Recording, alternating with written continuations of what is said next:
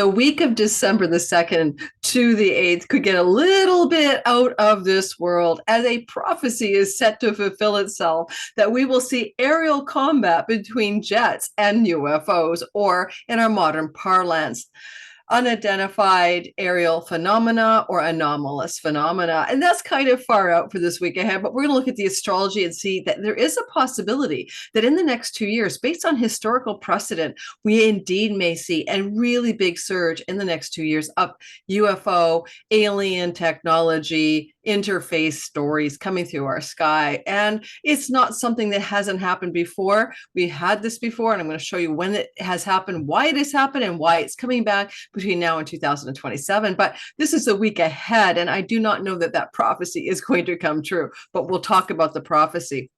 And the second thing I want to talk about this week is OMG, it's busy. It's crazy. We have a Mercury cazimi. We have Mars stationing to go retrograde. We have Venus conjunct Pluto in a very powerful 0-degree Aquarius cazimi, trying the nodes of fate. There's just so much going on. And when we do this video today, I'm going to show you what's happening. But for each of your signs, I'm really going to focus on Venus Pluto, because with that flow to the nodes of fate, this is an extraordinary opportunity when it comes to matters to do with the love of money, the power of love, and the love of power. These are themes of Venus and Pluto together. And in each of our lives, we can have major transformations in our financial matters or in our relationship to love itself and sexuality itself. But it's basically a new story, as humanity is now experiencing Venus-Pluto conjunctions every year on average between now and 2044. So this is why we're going to pay attention to this for your sign today. It's something that, unless you're 240 years old and you're like a vampire, you haven't had it before, except for a little taster teaser last February, or February 24. All right, so lots to talk about, guys. I don't even know how I'm going to be able to do this in a timely manner, but I'm going to do my best to give you all the information you need to know about this crazy week ahead. Now, I mentioned something to you, and I talked about the idea that there's a prophecy that there is going to be an alien aerial battle between jets, I guess jets that belong to one of our military in some country, a military, and UFOs basically battling each other in the sky, December the 3rd, 4th, sometime around there. Now, where does this prophecy come from? It's trending all over the internet right now. It's been out there for a couple of days, but here's what it is. Bottom line, there was this guy in back in the day in 2009. He created something called webot software, and it was actually software that was trolling the internet and gathering all of the information, kind of like an early version of AI, and then making sort of predictions based on this idea that humanity is like a trough of one big consciousness, and that what's trending in conversations can algorithmically be gathered as a data set and parsed into predictive content. Now, that's kind of weird, I will admit, but I don't know if some of you know that the Princeton Anomalies Lab, the PEAR Lab, and other places in the world had these little sensor devices, and still do. A scientist friend of mine was one of the people who had a sensor in his home in Ohio. And that just before 9/11, there was a huge surge in the random number generators. The sensors were made as random number generators. And when they went way out of the bounds of random numbers, it seemed to correlate to a major event that was happening in the world just before it happened. And just before 9/11, those random number generators and around the world in scientists' homes and labs spiked all of a sudden, as if there was a collective gasp just before the actual 9/11 attacks on the trade tower. So what I'm saying is that we don't know that the concept is false, that in the, in the world of spooky action at a distance and entanglement and consciousness being primary, we don't know that in fact what this guy did, the webbot guy did, indeed wasn't a useful tool. So here's the prophecy. I'm going to show you a little thing, but the prophecy was that when Donald Trump appears on Joe Rogan, then that's called a time marker, then a temporal marker, then the aliens will arrive 39 days later, or the aerial phenomena event in the sky that's like a mele, which means a battle. Like, a mele is a term in military parlance to do with kind of like a crazy ass, Harry Carey battle. I understand it to be that anyway. And this is what's happening. So you got to remember 2009, Trump was like what? An entertainment guy, right? I mean, he was a real estate mogul, but he might have been doing one of his apprentice type shows. He was just that guy. And then you've got Joe Rogan. He was the Fear Factor, I think, and he was a wrestler, but he just started his podcast in 2019. So he was like a nobody. And the prediction apparently, I'm going to say, apparently that when Donald Trump appears on Joe Rogan, then bang, 39 days later, we have this event. So true or not, I don't know, but I'm going to say one thing about it. We're at 39 days later. He was October 25th. I believe he appeared on the show, Joe Rogan's show, for that long interview before the election. And now if you count 39 days, it comes up to this week. Now, I can tell you that UFO phenomena does occur, all right, does occur. And the guy who created the device, let me get the name for you so that it's not just me. Now, this has been on all over like Reddit and, some of those places where people go into the deep depths, or the 4chan sites and stuff of, what's really going on in the world. But it has hit the mainstream right now. So there is this mainstream connection to the story. I mean, everyone's talking about it in the know. So I'm trying to keep up with the know. I'm going to show you something right now, and then I'm going to show you another thing. That's the guy's name again. I'll find the guy's name for us. There it is. The guy's name is, who made the webot software, Cliff High, High. Cliff High created this web bot, apparently, that scanned the internet for data and apparently came up with this prediction. So 39 days to the alien war kind of vibe. Now I'm going to show you something astrological, right? I'm not here just to get your what do you call it? Clickbait. I wouldn't mind getting your clickbait for sure. Did I show you that? Maybe I don't know if I was showing you what I was reading. I think I was. This is the Archetypal Explorer software that I've had for like 5 years. If you love astrology of major patterns in the sky, go get it. Back when I had Dan Waits of World Astrology report on my channel last year, we recorded it in December for a video release in January. We talked about what you're seeing right here. In fact, I might re-release that video because we talked a little bit about the alien UFO AIP phenomena. These little spikes that you're seeing in the sky, Saturn conjunct Neptune in early 1950s, and then peaking around 1989, right up here, and then peaking here. This peaking is 2026, 27. This is what we saw. We saw the Roswell incident, and we saw a flurry of UFO sightings all through the 1950s. You must remember that's when we had some of the most crazy ass stuff in terms of sci-fi shows, but UFO phenomena, Roswell, late 1940s, moving into the 50s was a big surge in humanity. Humanity split the atom in the 1940s or 1930s, but then used it with Hiroshima and Hiroshima and Nagasaki. And there is a correlation between events to do with UFO phenomena, AIP. I can't ever think about it. UAP phenomena when we see flurries of UFO events. So I want you to remember and think back here, Saturn conjunct Neptune, late 40s into the 50s, we saw all the UFOs, but that was the Cold War starting up. That was, the non-human intelligences, whether they're from under the sea, under the earth, from another dimension, from another planet, that's them saying, oh, we better check on these humans who could blow up the world. And, who knows what a nuclear detonation does into the zero-point field cosmic fabric of reality. But I happen to be an experiencer. I knew John Mack. I have had, I'll call them by better terms, an abduction. I've had more than one. I've had multiple witnesses. I am also somebody who has actually physically with my eyeball seen a UFO twice. And believe me, it wasn't a space, it wasn't an airplane. And I was with witnesses on one of them. And so I'm not afraid to admit that I've always known about this stuff being real, but I don't know. I'm a Jacques Vallée fan. I don't know. I've read all of these books to understand that maybe what we're seeing is something that's been with humanity for thousands and thousands of years, but hidden from our view under the ocean, on the dark side of the moon. I don't know. But let's move here. 1989, Whitley Strieber comes out with Communion. And by the way, there was a flurry of UFO activity in the 1973 timeframe. And that's when I saw my first UFO with my sisters and the boy next door. And we all watched these three silver discs fly across the noonday sky in far off northern Ontario, where we don't have an airport or any airports nearby. And so Canada. So, we saw a flurry in the 1970s. I just have to bring that up. But these are the big spike periods. And here we have this one, 89, Communion came out. There was a whole surge of conversations about non-human identities, non-human aliens, non-human beings, saucers, UFO phenomena, big surge in the stories around UFOs. And I don't remember exactly, someone can check the comments, but maybe Project Blue Book was released to the public, or the results were released, and people were talking about that. Project Blue Book was a government-funded, non-covert, open project to investigate phenomena that were in the sky that no one could explain.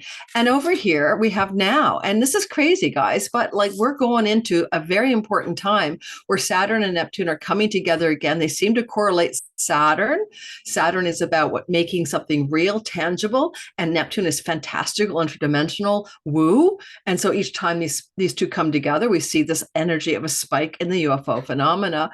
And here we have this like peaking 26, 27 all over again.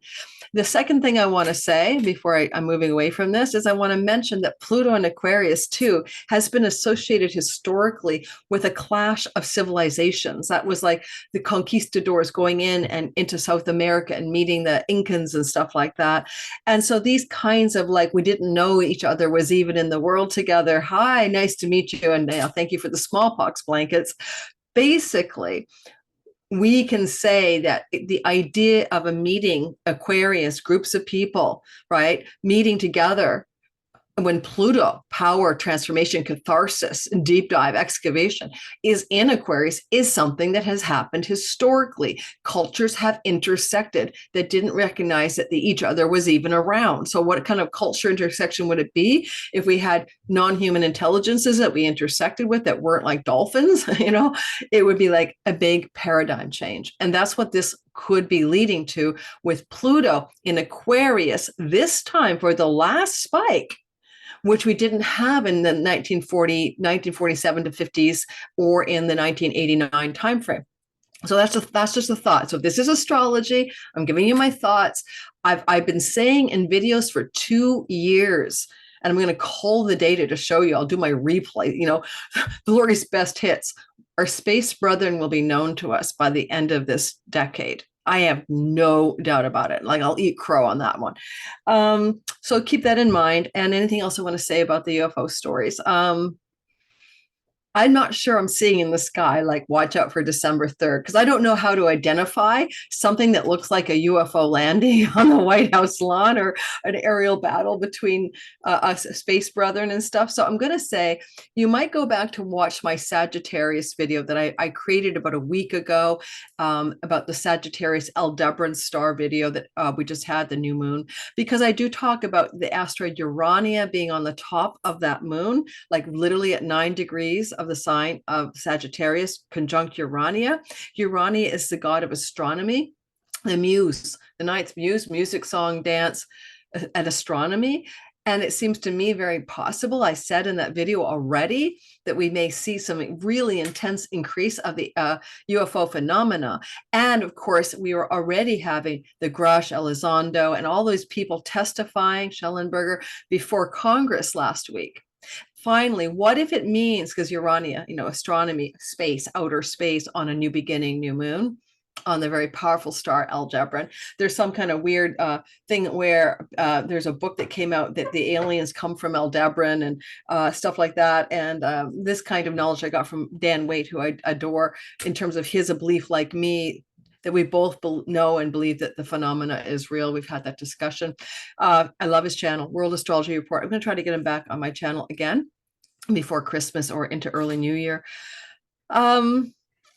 So let me show you the sky. And I'm going to say, how do you identify something like a culture clash, like something so big that we're going to all look at the sky and go, our jets are fighting the UFOs are fighting each other, the mele is there. Because that's going to be like now you can't doubt that, right? Unequivocal is the word I'm looking for. Unequivocal proof. However, it's not like we don't know that they're not drones. And as I'm recording, there has been a UFO sighting over Washington, and there has been a lot of reports of drones hovering the last couple of weeks over American air bases. Okay, don't just Google it. American air bases in England. And as we are approaching a hot time in which the Ukraine-Russian war has led to saber rattling around nuclear war, this is probably why this phenomena is going to pick up again. It is picking up again. You might want to go look at my Pluto Chronicles free Substack article, link in my description box, where I talk about nuclear saber rattling and the cycle of nuclear danger connected to stories that Pluto's been engaged in now for the last year, since February. So go watch that, go read that, and you'll understand why maybe our UFO space brethren or drones manned by them from the dark side of the moon, who knows, are literally in the news cycle at this time. All right, because if we're going to put ourselves in peril and destroy the earth, maybe that's not what the UFO type beings, whatever they are, multiple beings, I'm sure, are thinking is the best outcome for humanity. Oh my God. Are we stupid, guys? Like, if a nuclear exchange goes off between Russia and Ukraine, or any other country, US, whatever, that is going to drift. That nuclear fallout is going to drift through oceans, through air, get your cesium-34, damage to our thyroid, death over slow death, cancer years later. You need to go and get your thyroid, what do you call it? The iodine pills can block the cesium-34 for going into your body. But it's like, we can't do this. We're too small of a world. We're one world. It's not like over there they had a bad nuclear problem in Ukraine. We all knew that when Fukushima happened, and we were worried, and there was radiation in the water, and we still to this day don't know how much. In Vancouver, Canada, they were testing for cesium-34 in our shores from Japan after the Fukushima problem with the tidal wave. So there you go, enough lectures. Let's go ahead and talk about the sky. Don't forget, if you're new to my channel, I'm Lori Lothian. I'm using the Western Tropical Zodiac, whole sign houses, fixed stars, minor asteroids, all sign content. Like, subscribe, follow me. Please help me get that 100,000 subs and my little YouTube plaque. And my 2024 All Signs videos is still out. Check in the description box below. This video is coming out on Cyber Monday. So I will put a Cyber Monday code in the description box if you want to get a little bit of a discount, 20%, 25% off. The All Signs bundle only. I'm just doing that one for a discount. I'll put it in the description box below. And I'll keep the thing up for 48 hours or maybe 3 days at most, because I know some of you will see this video Tuesday and Wednesday. All right. And that video content is 2 hours times 12 videos, and it never goes public. Okay. So it's your deep dive PDF guidebook, audio, video downloadables, as well as a private link to a hidden video on my YouTube, where all of this content can be viewed, download, kept forever by you, and also my handwritten PDF guidebook by me for each sign. Each sign's got a different guidebook because everybody has something different to think about in the year of 25 based on your sun, moon, or rising sign. Now, the week is going to begin not here. I just jumped us to the Pluto conjunction to Venus. And I want to start there because really it's just, this week is stupidly busy. Even Neptune goes direct on the 7th. I'll have a separate video on that. But I want to point to the 0 degree 22 mark. All you numerologists out there know that 22 is a master number. All of you know that this is the Fool in the tarot card. It can be 0 or 22. There's something special to me when I see 22 and 22 because that's 44 and that's another master number. And it's also about the great work. 22, an individual self-realizing to become at one with God and recognize the truth of all things and beings. And then 22 of those beings together is 44. That's the most intense thing I can see in the sky that says something special could be happening that looks like aerial battles. We did have that new moon at 9 degrees of Sagittarius on November the 30th. It's playing out over 2 weeks on the asteroid Urania. Therefore, again, the God the muse of outer space, of stars, of the heavens, of astronomy. And so, of course, it'll be very much an astronomy story if we see beings, in saucers whizzing around in the sky, fighting with jets. And we'll be going, well, where are those, which country did they come from? Oh, the country of Zeta Reticuli, or the Pleiades. Okay. Yeah.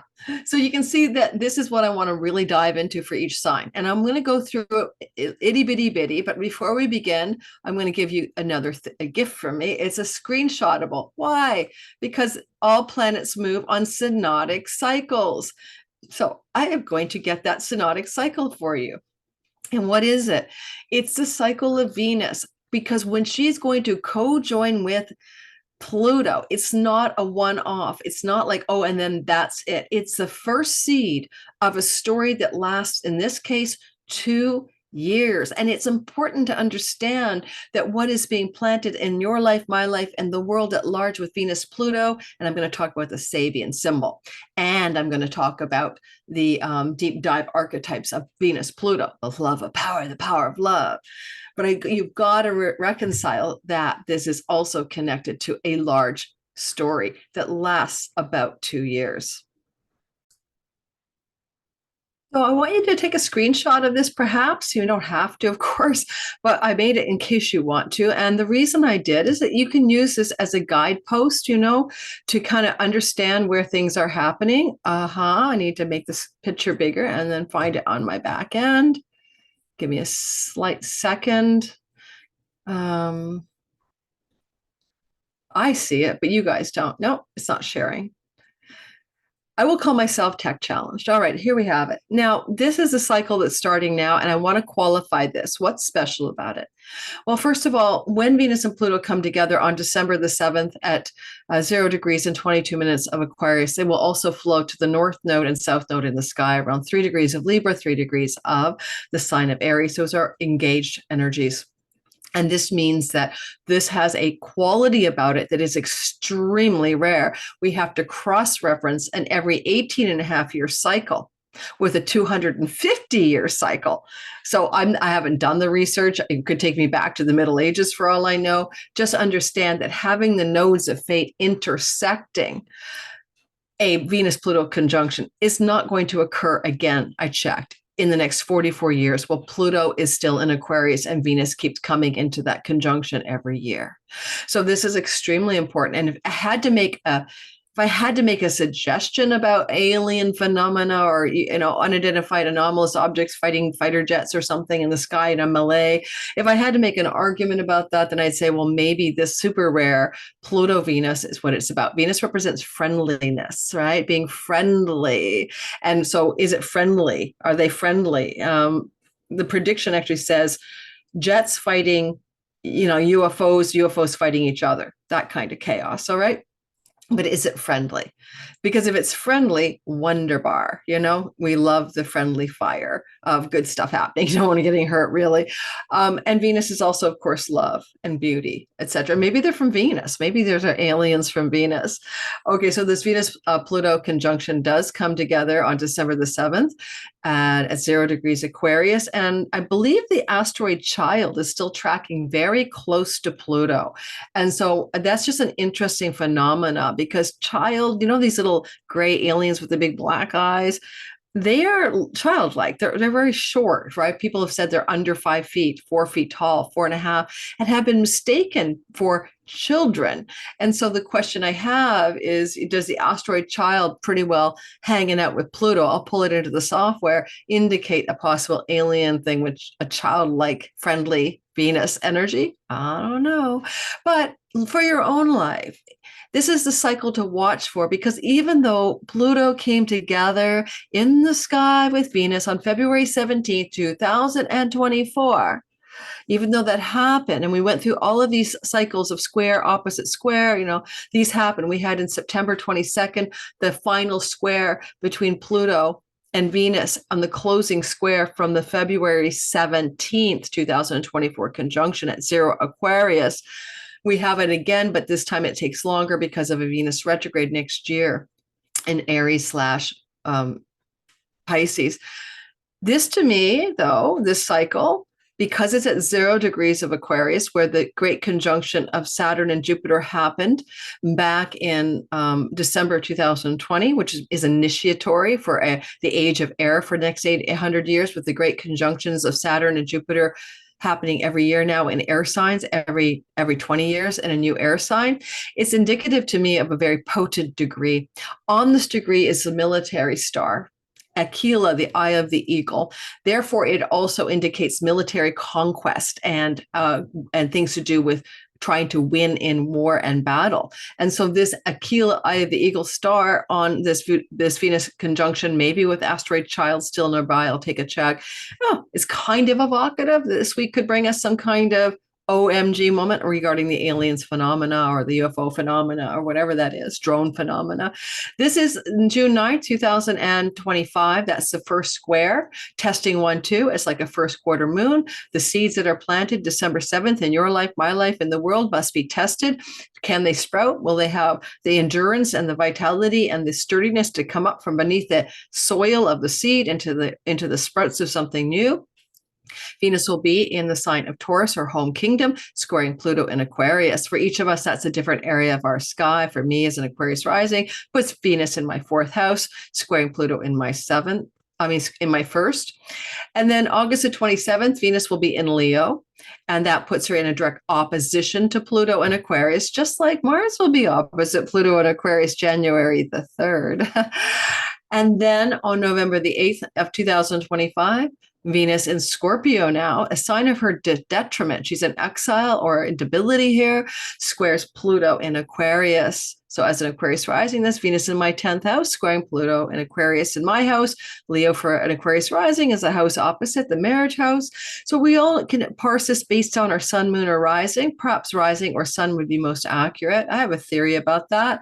We'll get to that later. And January 20th, 2026, Venus co-joins Pluto at 3 conjunct Pluto at 3 degrees of Aquarius. So you can see that over time, Venus and Pluto come together at higher and higher degrees until by 2044 or 43, 44, when they finish up, the conjunction is happening at 29 degrees of Aquarius. So all of us Aquariuses should know that we are now in the game of Venus and Pluto and what they want for us. What do Venus and Pluto want when they come together? I wonder. Let's take a look at good old Ren Butler's The Archetypal Universe, my handy dandy book. And he says that when Venus and Pluto are united, and in this case, they are quite united, we can have deep, intense passions, renewing and regenerating forces, the power of love, the drive to unite, a tendency on the darker side for obsession, jealousy, possessiveness, passive aggression, manipulation, or a love of power. There's a great quote here: when there is great love, there are always miracles, by Willa Cather. And she's born with a Pluto-Venus opposition. When there is great love, there is always miracles. There are always miracles.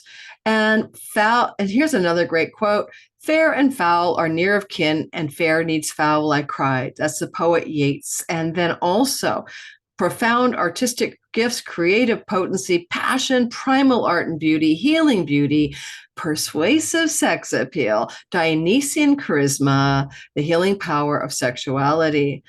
And another great quote that I really love: love is a fire, but whether it's going to warm your hearth or burn down your house, you can never tell. Joan Crawford.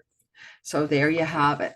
So those are the energies. I think of about excavation, what's under the surface. Pluto is the guy who digs up what's hidden below the metaphorical surface of reality, the underworld, the hidden world, the other netherworld, the netherworld.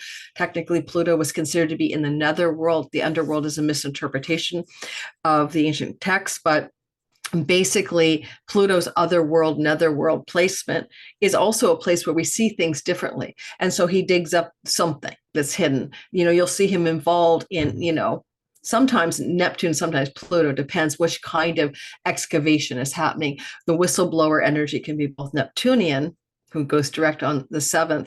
And because Neptune's in retrograde, that's why we have congressional Congress testimonies from whistleblowers on the UFO phenomenon. UAP phenomenon. We have that because Neptune is pulling back the froth of illusion. When Pluto first got into Aquarius, by the way, back in March of 23 to June, we had the whole the David Grush thing was coming out, and just before that, the Tic Tacs in the sky. But just before that, beginning of Pluto and Aquarius. So we can feel that this is a new thing. We all know. We feel it in our bones. I'm excited. I'm not worried. What about the Sabian symbol? Okay, Diana Roche. An Adobe mission is 1 degree Aquarius. You always round up by a degree. An Adobe mission. Keyword durability. Something that lasts. What is going to make the cut? So it talks about anchorage, durability, things rooted in the spiritual that need to flourish and to survive. And she talks about Spanish missionaries sprinkled the coast of California with missions in an attempt to establish religious roots as an adjunct to territorial expansion. Don't forget, this is like anyway, we'll get going. The historic missions have survived to the present day. The emphasis in the symbol, therefore, is on psychological as well as physical survival, and on the necessity for maintaining meaningful ties to the enduring values that sustain all men. At its highest, the symbol represents spiritual integrity, strength of character, and endurance. All right, so she says things like keywords, reassurance, sustainment, certainty, endurance, stability, survival, continuity, indestructibility, incorruptibility, service, and hope. So keep those energies in mind in case they have meaning for you about what this conjunction wishes to offer you over the next 2 years. Because as I said, this is the seed that is planted that takes 2 years to completely unfurl into the oak tree, the willow tree, I don't know, the rose garden, whatever it is in your own personal story. We're all different because this is being seeded in Aquarius and then unfolding through the Taurus, Leo, Scorpio axis. Of course, these are the fixed signs. The modality is fixed. So these are energies that don't prefer change. But by January 20th, 2026, what we plant on December 7th, 2024, we know what it is. We will have fulfilled the Venus-Pluto cycle story. So keep all of that in the back of your mind. Again, I can't emphasize enough that if you don't look at the synodic cycle of planets, then you're not catching the wave of what astrology is actually for. Let's go ahead and show you the chart again before we do the all signs, because I will just give you the way the week unfolds, and I will look for the asteroid Child. It is possible that Child is still tracking with Pluto. That gives me an interesting goosebumpy feeling. Have you ever seen these little gray guys coming into your room at night and then having people witness what happens in the house that you're staying in? They're short. Okay, they're 4.5 feet tall. And don't tell me that I have to get Jesus to save me from the demons. I'm okay having my own experiences as a woman in her late 20s, early 30s into her early 40s that involve multiple witnesses and family members. And one day I will be telling everybody more about that. I am looking now, if you're wondering what I'm doing, I'm just going to add the asteroid, if I can find where she is, Asteroid Child, into the mix. So give me a minute.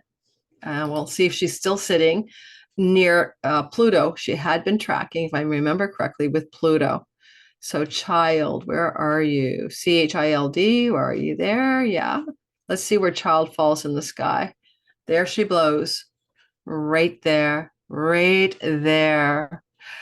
Okay. So what does it mean? Does it mean that we have an innocence about this new beginning? What does it mean that Venus and Pluto, the goddess of love and beauty and art and friendliness and kindness, is connected to the god of excavations, catharsis, regeneration, transformation, and conflict that leads to rebirth? And then we have the asteroid Child. Can we be like a child again, as the old saying goes? Oh, and I even found the asteroid Abundantia there. You can't make this one up. But I'm going to put the asteroid Abundantia in just in case it's tracking also close enough to count. So where can we find a new level of abundance in our lives collectively and individually so that we can move into some new level of thrival? And I'm making sure that there's nobody else tracking with Pluto besides Abundantia and Child. Tracking with, meaning the asteroids move around the sky on average, the asteroids in the asteroid belt do about 4.5 to 5.5 years. And every now and then Pluto is hanging with them. And we need to note that.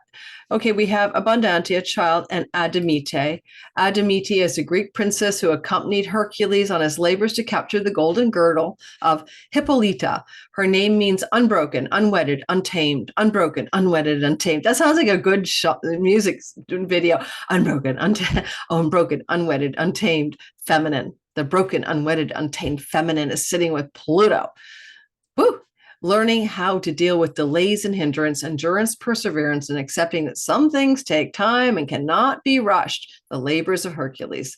So Adamite, we're going to put you in there, and then we're going to go ahead and we're going to do our signs. And I don't know that, I'm going to spin the wheel for you guys because I have put my All Signs 2025 individual videos and the overview video out. And if you go get the deeper one, the 30-minute video for your sign, it does cover everything that's happening this week, like December 1st, yay, lucky trine between Venus and Uranus, that kind of thing. Like December 4th, 5th, 6th, the cazimi with Mercury squaring Saturn, squaring Jupiter. So I will overview that for you only. Okay, I'm going to stop the share, add the other two asteroids, and then we're going to go ahead and do your sign. Tell me in the comments, do you think that we're going to see an aerial battle between some kind of non-human intelligent technology and Earth-based fighter jets? Let me know what you guys think, because it's supposed to be December 3rd, 4th, and like literally this video is going out Monday. So give me some thoughts about this. And has anybody in the comments ever seen a UFO? Please let me know. I've seen two, one with multiple witnesses. All right, guys, I've got it rolling for us now, and here's what I have. So take a look at that lineup with Pluto for all of you astrologers who love your minor asteroids. And if you guys don't know what we're talking about, grab my free Amazing Asteroids course, 5,000 people. I've already done that, and it's in my description box below this video. If you scroll down to my freebies, I have a lot of things I give away, and you'll never look back. I'll teach you how to find those asteroids in your chart using free online software, the asteroid names of your children, your husband, your town you grew up in, the country you're just moved to. It's all over your sky, and it will blow your socks off. So I am born with the crystal ball gazer asteroid. That's my Sabian symbol. I am born with Pythia, the Oracle of Delphi, on my ascendant as an asteroid. And my husband's father, my children's name, I won't repeat it here, surname and last name are both in my sky on a part of my chart that represents partnership and mating and husband, the ruler of my 7th house. And so, yeah, this kind of stuff you can't make up. But the Oracle of Delphi, Pythia on my ascendant, I come by it honestly. I do try to tell you the fortunes of the future. I try to be an oracle. I screw it up, but I try my best. I get it right, and I get it right, and then I get it wrong, and then I get it right. I'm right more than I'm wrong, but I'm not trying to be right. I'm trying to be helpful. So there's Abundantia. She looks like a cornucopia. It's what it sounds like. Abundance, thrival, prosperity, plenty. That's what you see here. This is another little baby here. This is Adamite. I just read it. Labors of Hercules, but a very strong feminine energy. Venus, yes, the goddess of kindness, friendliness, friendship, alliances, uniting together. Pluto, transformation, maybe culture shock because we're in Aquarius, and then of course child. So again, are these the little 4-inch aliens, the 4-foot aliens that look, the grays? There's something called Elizondo said in his testimony that he didn't have enough, he couldn't disclose anything about blue force technology. I have to laugh because blue force, when I've encountered these aliens, they've always had a blue electric light around them, aliens or whatever, non-human entities. And of course, I've also encountered the blue beings as well as the Nordics, as well as the grays. I've had them all in my life. And I don't mean in my imagination. I wish it was like that. I've had stigmata. I've had things that people have witnessed with me. But, blue force technology, he blurted that out at the hearings. And I was just listening to someone comment on that, like, what is blue force technology that he can't comment on? Okay, so because, of course, reverse engineering fallen down non-human created technology crafts is what they have done, apparently, according to all of the congressional testimony, which is a controlled leak, most likely. It's as if there's an attempt to get the public ready for something. So here we have it. That could be the only thing I really see in the sky that speaks to something extraordinary, something outside the box of what we expect in life. Okay. And Mars is retrograding, right? Mars is a god of battles, of course. I don't think necessarily aerial battles. You'll notice that this conjunction here is happening in a flow to the south and north node. And it would help if I actually put the north and south node into this story. Yes, it would. Yeah. Okay. Quickly, Lori. So, oh, it is in there. I didn't see it. Where the north? Oh my God. South and north node. You're in there somewhere, aren't you? North node, south node. There we go. So 3 degrees north node, 3 degrees south node, and in this angle together, flowing to 0 degrees of Aquarius. So basically, we end up with a wedge, and it's pointing at Pluto Venus, and wedges are kinetic. It's the tension between the nodes of fate, but most being outpictured in the Aquarian part of our sky. Most importantly, however, it's really about the eclipses that have been generating a current through the Aries Libra sky from April of 2023 onward. And these eclipses themselves have their own story, and Pluto Venus have a kind of add-on story to it. So I'll try to talk a little bit about that for each of us as we go through our signs. I'm going to show you the sky. I'm going to back us up a bit. And I want to show you what's happening at the beginning of the week for you geeky astrologer types who like to learn astrology. We start off on the 2nd of the month, which is a Monday. And you can see as we head into Monday that Venus is trining Uranus on fixed star Algol. And I've talked about this in my video that came out Sunday, and I addressed it for each sign. So go back and listen to Sunday's video. Okay, that would be Sunday, December 1st, because you can see Venus on Algol is trining Uranus, and that's some happy money, love, surprise, especially given that at the time Abundantia is still conjunct her. I didn't even catch that for my longer video. So we all get like a little bit of a prosperity glow up, a money, love glow up even coming through on Monday. Depends on your sign. For Aries rising, it's career matters connected to second house matters. Maybe this video gets some SEO traction. Then as we move forward, Mercury will cazimi the sun going into the heart of the sun, and we end up with a T-square in the sky. So you can see the T-square forming here, and that's happening around December 4th on Wednesday. Mercury's in the heart of the sun on December the 5th.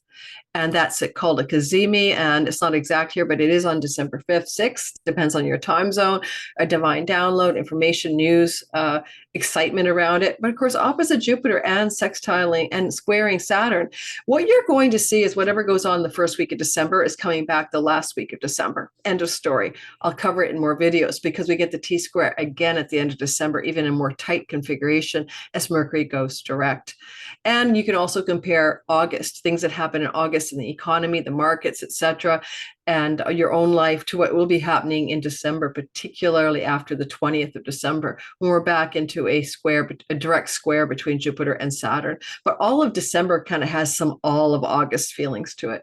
And then we keep going forward. And one more thing to point out. Is there anything else I need to say? Nope, that's it. So Mars does go direct, a retrograde. That's the other point of it. On December the 6th, we'll be retrograding in Leo until January the 6th. And so that retrograde is a big video coming up by me on Thursday. Please look forward to that because it's an important, rare event lasting in 77, 78 in the way it's happening now. And so I want to cover that for you, for your sign, because it is a big deal. I mean, you'll get Mars coming back to Leo mid-April next year through to mid-June. But in the meantime, he'll spend forever in the sign of Cancer from January 6th to April 18th. So you really want to watch that video that's coming out on Thursday. All right, for your sign. Let's go ahead and do every single sign. And we're starting with Aries, and we're going to start with this conjunction here. Aries, sun, moon, and rising sign. Wow. So you're planting a new seed here that's going to fulfill itself by January of 2026. It gives you a lot of working room. And go back to the beginning of the video and screenshot the cycle that you're under. But in the meantime, so to get those pivotal dates for yourself. But in the meantime, you're going to feel perhaps something, Aries, this week that is about, especially, the conjunctions on December 7th, around 5:30. I'm in Vancouver, Australia, wherever that is. Why does my software continually put Australia into this thing? People ask me, where is that? I don't know. It's my software. It's got some kind of nervous breakdown. Yeah. It continually adds Vancouver, Australia. I know it's Mercury retrograde. I get that, but still it's getting irritating. So anyway, bottom line, here we have it. This conjunction is playing out on Saturday, but you're going to feel it before then. It's going to be an engagement energetically. Maybe the day before you begin to feel this intensity building up. Like if we go back one day to December the 6th, we have 29 degrees. And let's go ahead into the future. Well, we're going to go with the 7th. So it's Saturday. So Saturday, we're going to say which Venus and late Friday for some time zones, but Saturday, Venus is going to come together with Pluto on the asteroid for abundance and the asteroid for that female asteroid here. And I'll reread it to us just so we all remember, because it's a new one for me. The Greek princess who accompanied the Hercules with his 12 labors, to capture the golden girdle of Hippolyta. So she was helping Hermes, the great hero. And her name means unbroken, unwedded, and untamed. Okay, and it's about perseverance, the 12 labors. So where do you need to persevere? Because you are untamed, unbroken, in order to create great abundance in a new beginning. In your Aquarius house of great gains. This is the house of where you earn money. This is the direct gains of the 10th house. It represents your finances from your work and career path. And so you need to start a new beginning that lasts until January 2026. And with the float, and it can be about as well allies, benefactors, and celebrity. Venus up here brings celebrity or micro celebrity or recognition or influence over groups of people. And riches and power, so wealth yoga, are potentially there for some of you, Aries.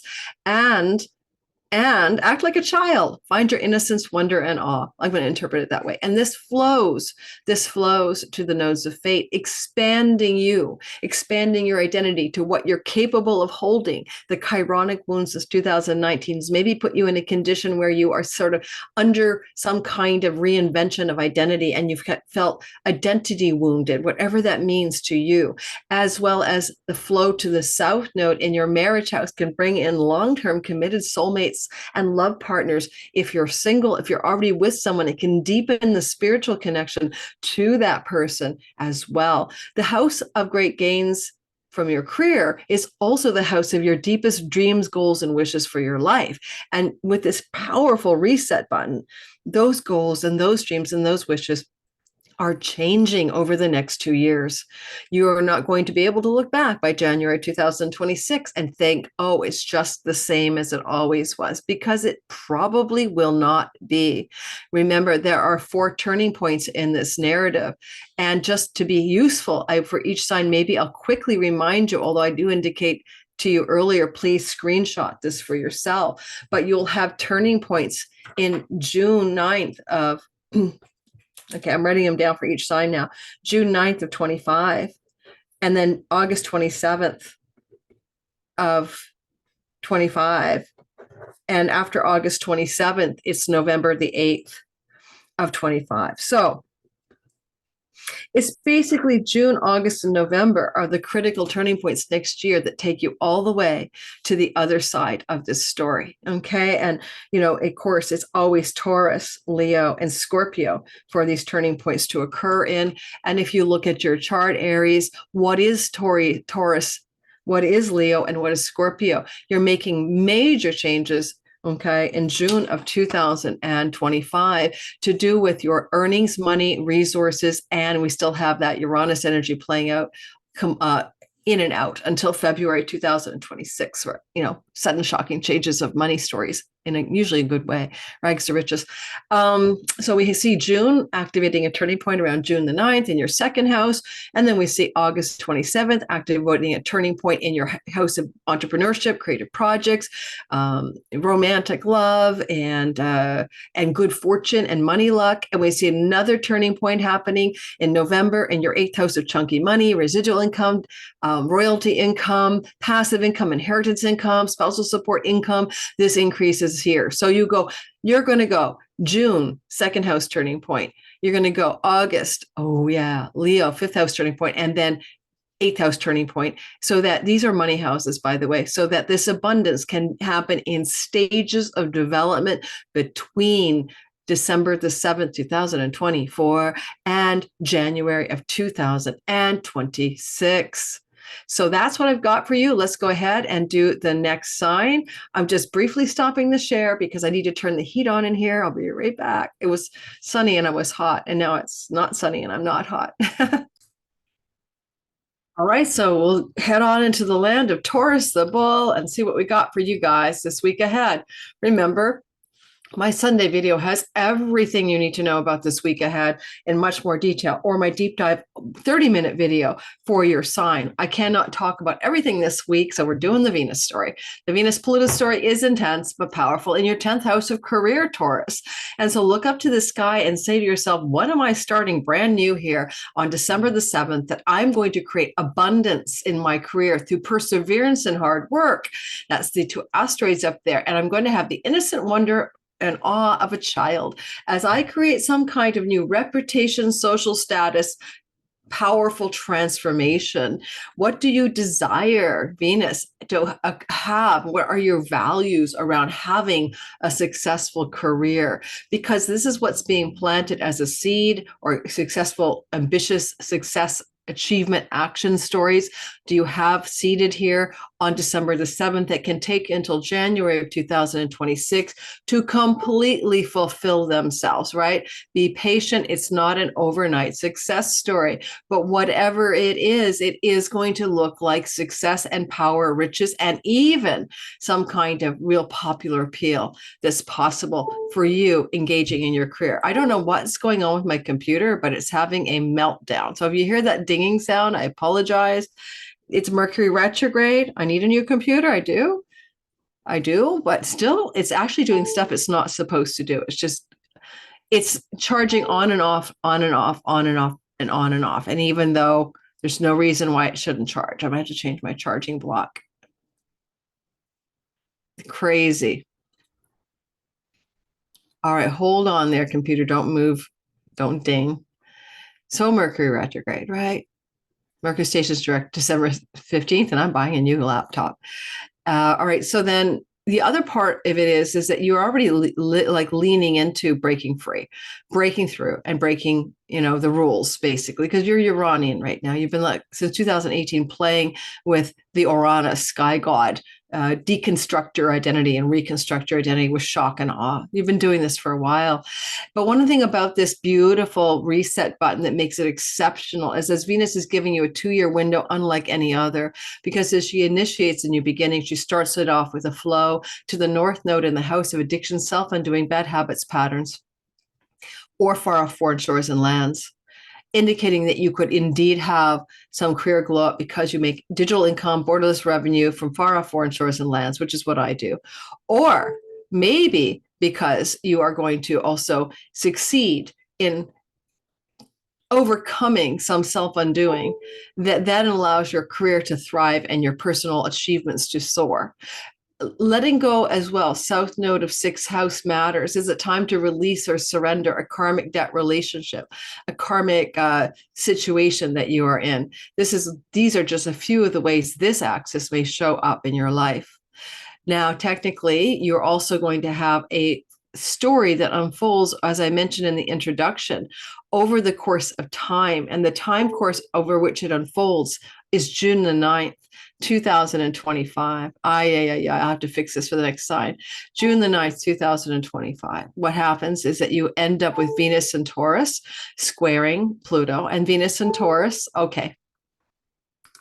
Mercury is a bugger. Can you see my everything going crazy? I'll be right back.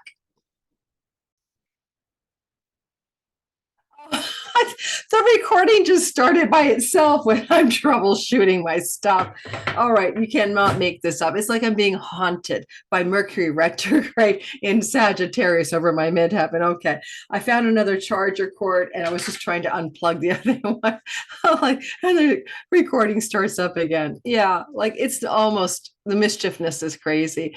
Wait, let me just say, I got a great synchronicity for you guys. I'll tell it to you on a chocolate break, because you won't believe the synchronicity that just happened. Just know when Mercury's retrograde close to Earth, between the sun and the Earth, which he is now till December 15th, your synchronicities and your mischief go over the top.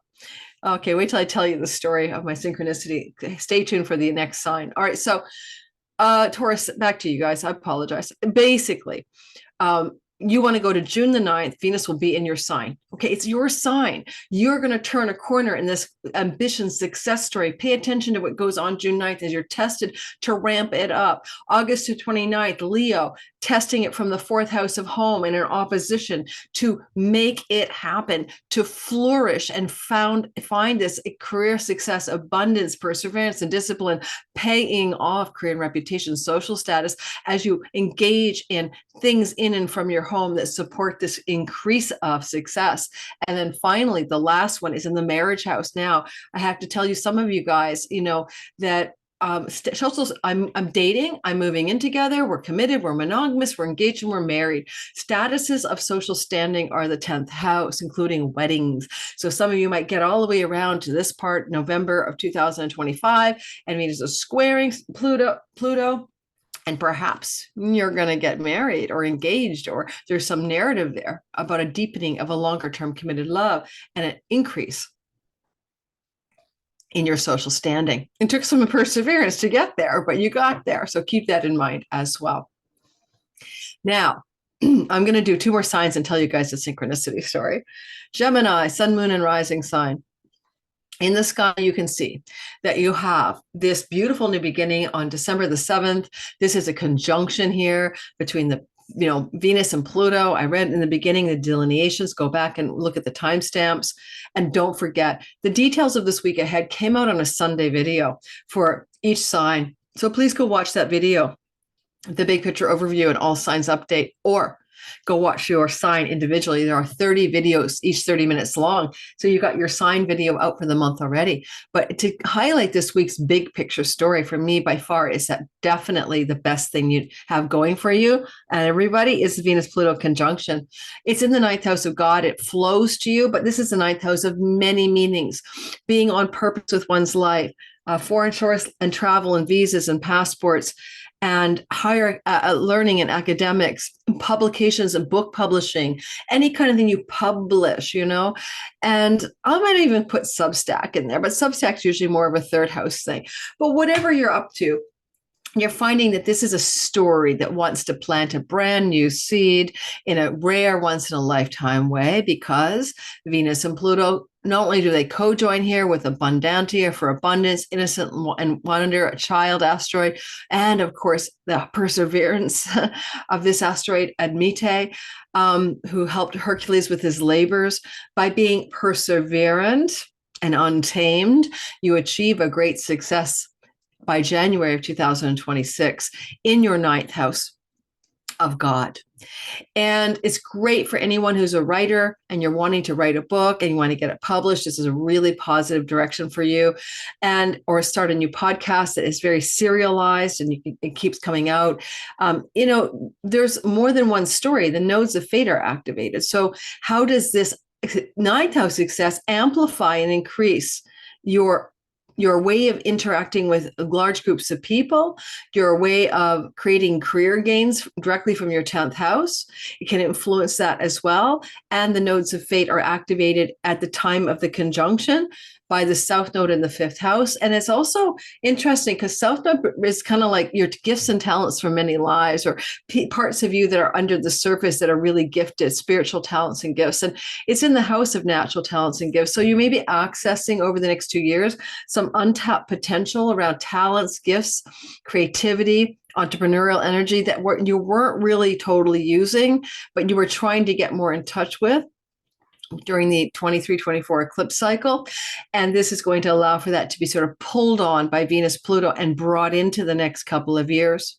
This story can say brand new, fresh and great, creative projects, books, book publishing, writing projects, and things to do maybe with entrepreneurial creativity, things to do with children, fertility, grandchildren. For some of you Geminis, this is a very classic birth of a grandchild in the next 2 years. Keep that in mind. My progressed Gemini son does hope I get a grandkid in the next 2 years from my 35-year-old son, not my 25-year-old daughter. And we have 4 points to this story. June the 9th, 2025, you pivot into the Venus-Taurus square. Things you must deal with in June of 25: foreign shore revenue, long distance revenue, foreign lands and revenue, moving to a foreign country, learning or educating in a foreign land, finding an international publication, book publisher, etc. August 27th, we're building the success up with testing. The opposition happens from Leo. Is it about a writing project and must you push through? Is it about social media? Is it about a travel opportunity? Are you going to go on a pilgrimage? Are you going to move your place of residence? And then, because this is the house of foreign shores, and my progressed Gemini son wants to do a digital nomad visa in Portugal and get my book published as well. And then we have November of 2025, and that's around November the, oh, I didn't write the date, but it doesn't matter. Let me just grab the date for you. I thought I had it already out for everybody, but then in November 8th, gotcha. November 8th. And then in November 8th, 2025, the last gasp as Venus in the sixth house of work and livelihood, job, and health matters comes into a square to Venus. You can see the houses that are being activated, of course, the fixed signs over the 4 points of this one story that complete January 26 are the 9, 12, 3, and 6. These are very powerful cadent houses that have to do with things that may involve, this is your cadent third and ninth, metacosmos, between the worlds, God and goddess energy, the house of God and goddess. So there's a very spiritual quality here. Something profound is trying to happen. What is it? And then the axis of 6 and 12. Well, that's something to do with your soul work and your karma and your destiny, to do with many lives, as well as being of service to the world. So keep in mind, this story will take 2 years to let you know what the final game-changing answer is. But it looks like great success in all ninth house matters. Go back to school, be educated, teach, learn, travel, move to another country, get a visa, passport, publish a book. All right. Those are some ideas I have for you. Win in a legal court matter that's really important to you. Now, just tell you the synchronicity story because I don't want to forget. I cannot tell you when Mercury is close to the Earth, between Earth and Sun, I am blown away. I am walking down the street and I'm listening to a podcast, and the guy says, and this is with the alien UFO stuff, and he's talking about, well, it's not like it was leprechauns in the sky. He says something like that. This is Saturday, and it's not like there's leprechauns in the sky. And as he says, it's not like there's leprechauns sighted in the sky. As he says that, I'm walking down the street and I look to my right, and there is a lawn full of leprechauns. Like, are you kidding me? Those leprechaun garden statues, right? And I've never noticed before. They're in my neighborhood, but it's the timing. And I was supposed to talk to my sister on the phone, and I never made the call. So instead of talking to my sister, I was listening to my podcast coming back with groceries from the store. And he's talking about leprechauns, and there are leprechauns there. And I'm finding, I don't know, you guys let me know in the comments more and more. My synchronicities involve, like, I'm typing a word and I hear it on a podcast just as I'm typing it. Or just like I said, I hear something on a podcast. I'm always listening when I'm out walking, and I see exactly the same thing. Like the person could say crows, and suddenly a crow will fly in front of me. So tell me about your synchronicities. Do you get that too? That's new for me in the last 5 years. It's accelerating. Yeah. All right, next sign. I'm going to tell my time-stamping sister to add the synchronicity story just after Gemini, so she doesn't forget. So she knows that it's there. I don't think I'm sharing. Nope. Let's just tell Mercury to F off. I should be sharing. But I don't think I am.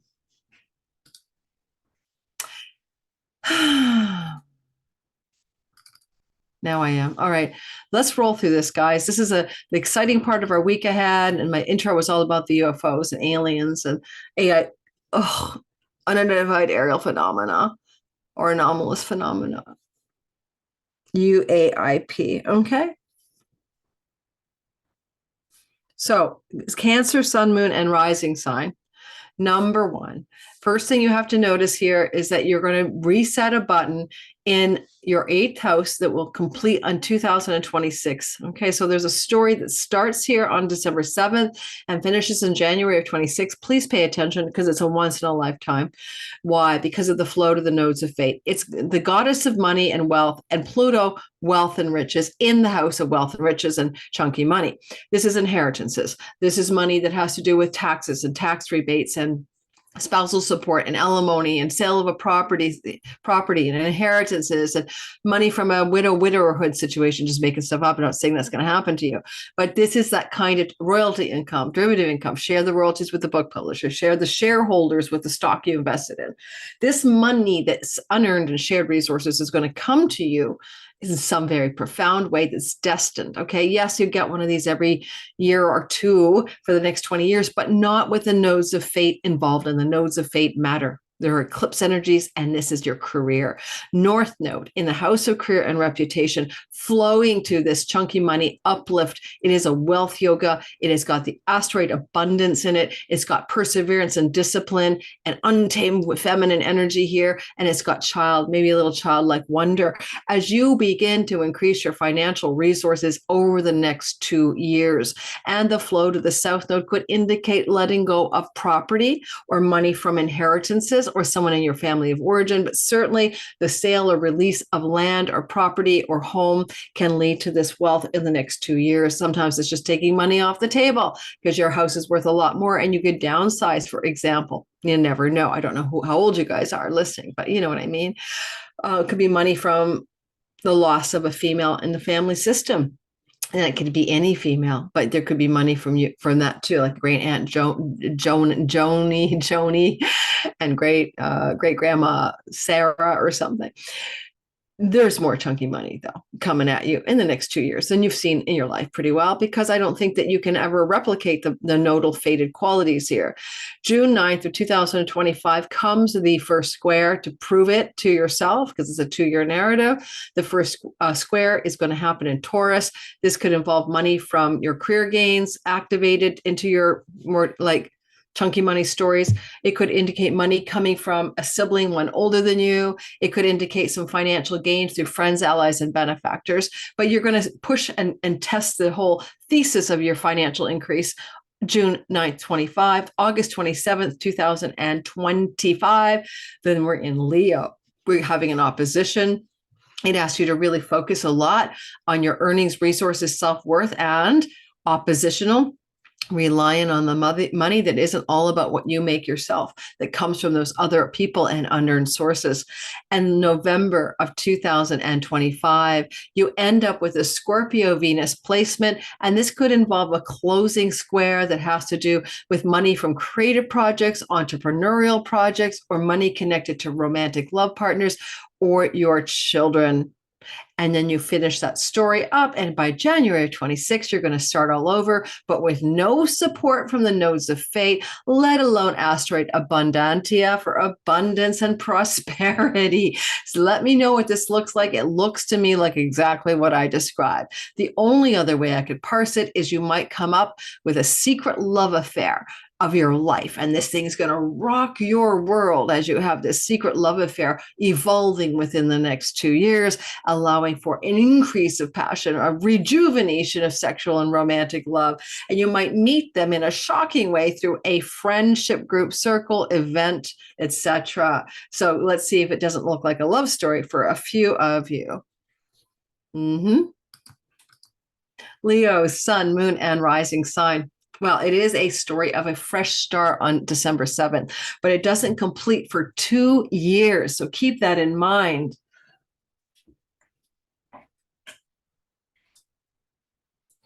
It completes in January of 2026, where you're going to reset your romantic, like long-term committed love house. This can also represent your art, your marketplace clients and audience, because it's 10th house from the 10th house. Okay, people always ask me that. Why? Because, and this part of your sky is going to knew itself in a Venus love goddess, Pluto wealth and riches reset button. Now, sometimes because it's other people, it could be your spouse or your business partner is having this reset, or you could meet somebody who's Venus Pluto, a very wealthy, powerful, likely female in the next 2 years, especially some of you Leos looking for love. And so this is a story that could bring a new powerful love story into your life. But there's Abundantia and Admite.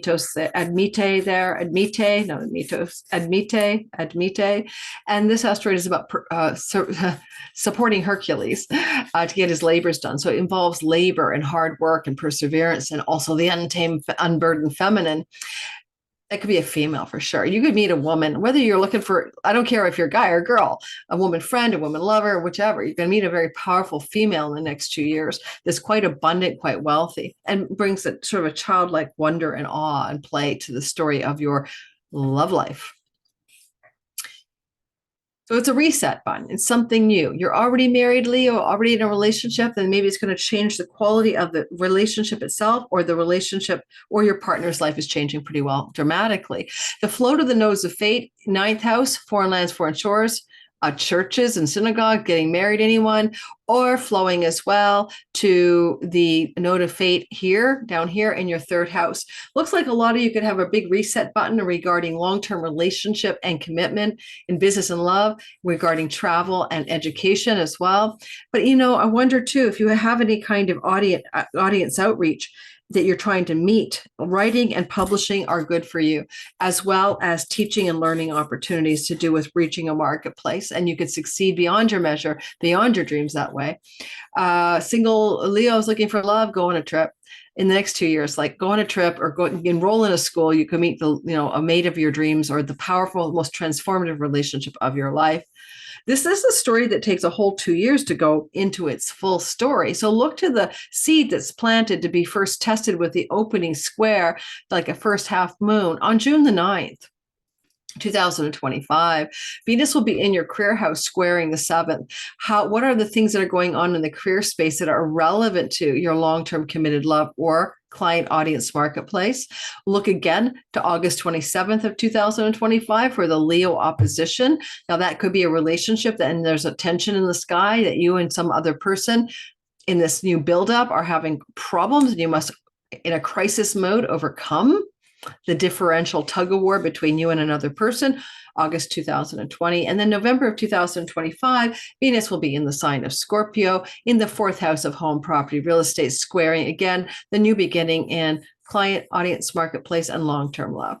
So some of you might end up looking at this like, because it hits all of the kentrons, the stakes of the chart, houses 1, 4, 7, and 10, very pivotal, game-changing conjunction for you, but with a pivot to the nodes of fate, also connected to foreign shores, foreign lands, publications, publishing, and educational opportunities, visas and passports, etc.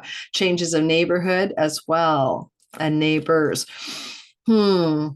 That last square, November of 25, could look like an opportunity for a sale or a purchase of a home as well.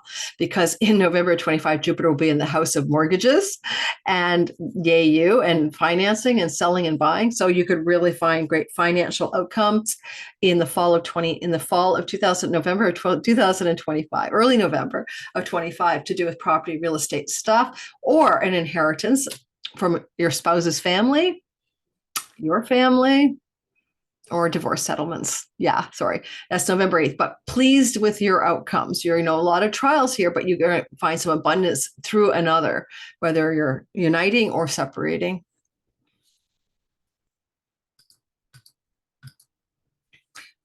Hey, Virgo, sun, moon, and rising sign. I love the new reset button of Venus-Pluto conjunct in your 6th house. Can't complain, and a once-in-a-lifetime flow to the nodes of fate. Yes, this is going to take 2 years to unfold. 2026, you get the lay of the land, but you're regenerating wealth, power, and success, abundance, and perseverance that brings the abundance, maybe some childlike wonder and awe in your work. The work you do, otherwise it's your health. So either one, you can do work or health here. It's more like work-like to me, because this is also happening with a co-present flow to Jupiter in your 10th house. So looks like you're going to kill it in the work story as a result of this conjunction. This is also saying I flow to the nodes of financial increase here. you're going to increase your chunky money. Now, because the sixth house can be about debts and this is about wealth, you could pay off a debt. And it can be quite exciting that you can pay off or pay down or be debt free in some way 2 years from now. December 2nd, 7th to January of 26th. This is a possibility. Certainly inheritances count in this story, like getting money from an inheritance or the sale of a property or through spousal support too. That's 8th house, 4th house matters. And at the time Venus is co-joining here, she's also talking to your South Node saying, let's not work so hard. Like, it's almost like the South Node says, like, revise, rethink your values around money, earnings, resources, self-worth, and survival. She wants you to really succeed in the work story, though. So, I mean, if you're not employed yet, don't get bummed out. It looks like a real transformative wealth up through the work career story. And she's going to take a while to get through this narrative. She's going to go around the circle. Now, I don't want to always make everything super easy, because a Pluto Venus conjunction can mean the death of a beloved pet. Okay, that's just one thing. I mean, that's not what your 2-year story is necessarily about.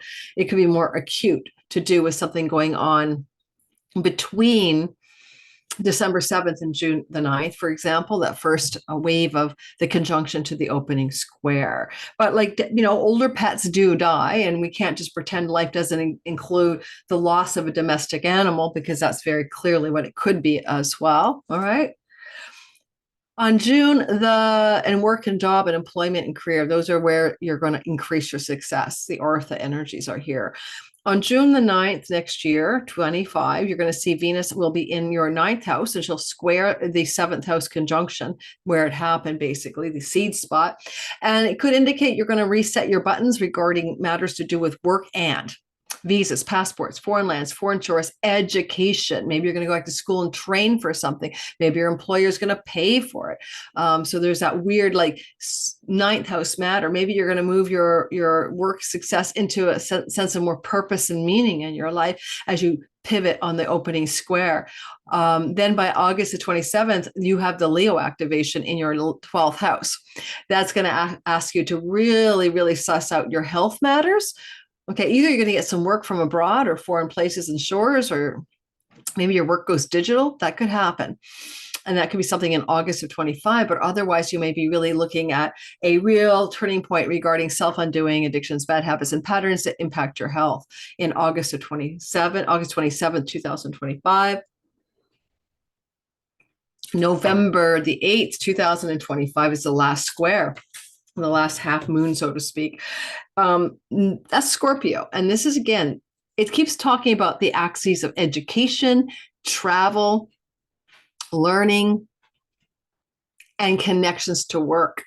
And well, maybe a lot of you over the next 2 years, because this closes out January of 26, it succeed in work by increasing your educational resources. And maybe your employer will pay for it, even, for goodness sakes. Okay. But you're getting a financial riches glow up through the work house. And this does not look like the lottery. Okay, I need to tell you that. Okay. All right, I got some verbal tics to take care of.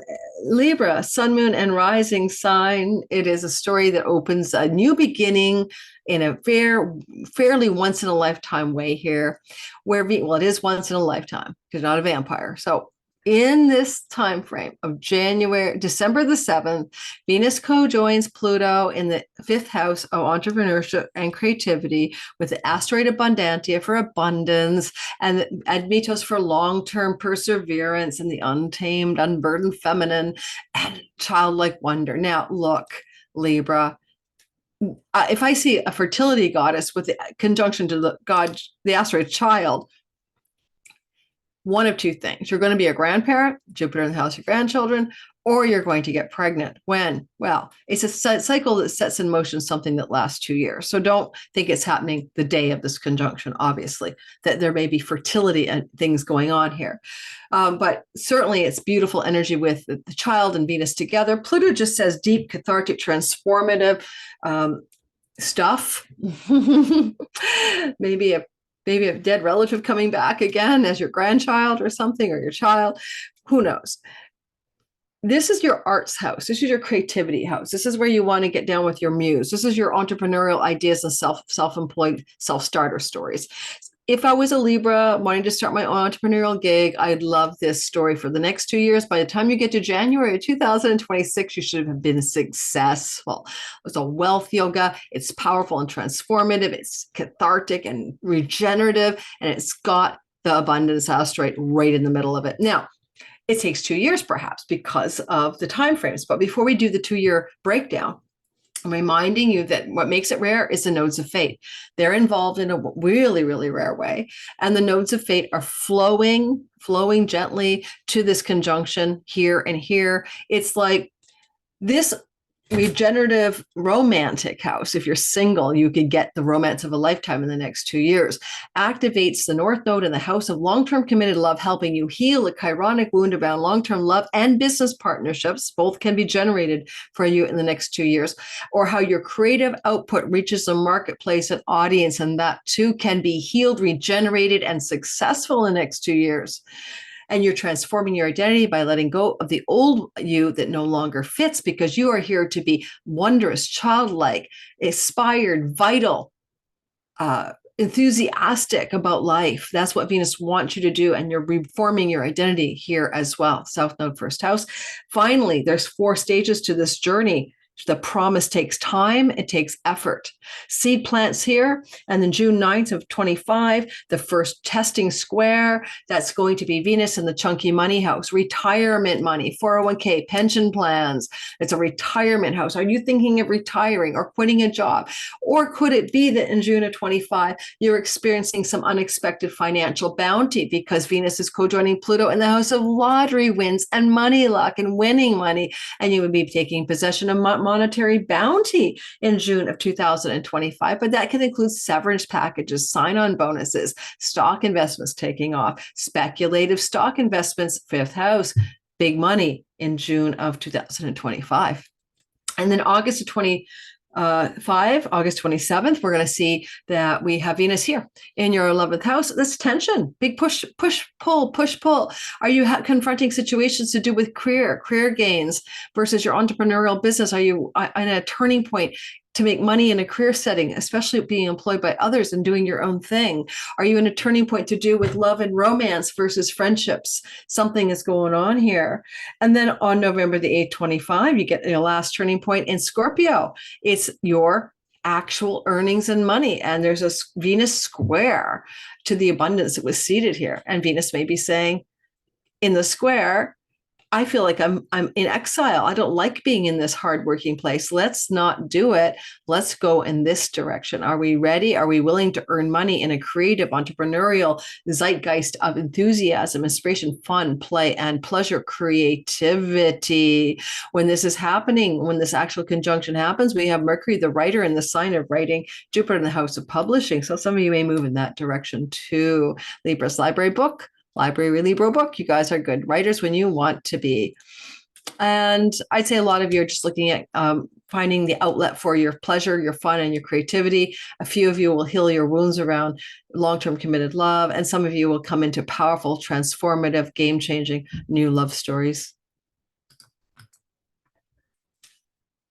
Scorpio, sun, moon, and rising sign. On December the 7th, Venus comes into contact with Pluto in a way we haven't seen before. She'll be coming into a conjunction on December 7th with a flow to the nodes of fate once in a lifetime. The flow is important, but let's take Venus again and remind you: transformation, wealth, and power, regeneration, and catharsis to do with your childhood, your family of origin, and the things that happened when you were growing up. Maybe it's a great clearing out of that, childish shit, but it's more than that. This is land, property, real estate, home, and wealth from your mom or dad and up their lineage, your legacy wealth, family of origin, money. And this is indicating a treasure chest because Abundantia is here and child is here, like childlike wonder, or is it because you are the child? And then we also get Admite. How do I say Admitos? I mean Admite. She's the unburdened, untamed feminine that helped Hercules do his 12 labors. So it's things that require time, energy, and perseverance and not giving up. But you've got a treasure chest of wealth in the fourth house. And now some of you may sell a property. Notice the conjunction is flowing to Jupiter in the eighth house. This is also Jupiter saying you could get an inheritance by next June. So inheritances, property buying and selling, refinancing of mortgages, equity loans, etc. These are things that may be germinating here. But I can't tell you everything about your life. It's general bell curve astrology. You're going to be more transformed about your childhood wounds. You're going to regenerate yourself regarding wealth connected to land, home, property, real estate, and legacy wealth. These are the big, broad brushstrokes. And the nodes of fate say, remove yourself from debt, karmic destined intersections, things to do with work and home that prosper, things to do with letting go and releasing your own self-sabotaging, self-undoing strategies and addictions, especially addictions with the South Node in the 12th house opposite Chiron in the 6th house of health, particularly positive for letting go of addictions that connect to your family of origin because they all had the same problem. They all smoked, they all drank, they all did something. Now, moving forward, June the 9th of 2025, we get a great energetic first opening square, Venus in her dignity in the 7th house of marriage, but legal contracts as well. Legal contracts, home property, real estate, legacy, wealth, inheritances, mediation, agreements, and or you might meet a new love story here, because if you do, it could take you into some kind of love story closer to home, emergent for a single Scorpio. Then we move into August 27th and we have Venus in Leo. It's home or work, home or work. Where are you going to focus? Is there something going on to do with your reputation that wants to change in a critical way connected to marriage or home? That's all sort of a churning away for you on August 27th next year. And on November the 8th of 25, then we're going to see Venus in Scorpio in your sign, making you charming, persuasive, charismatic, likable, lovable, and handsome and pretty. And as she goes through here, November the 8th, she squares off to the seed she planted in December of 24. So you're going to do the final push and shove with Venus's help to finalize something. I don't know. Is it finalized buying a property, selling a property, possession of inheritance money? I mean, could you find romance in this story? Sure, but close to home.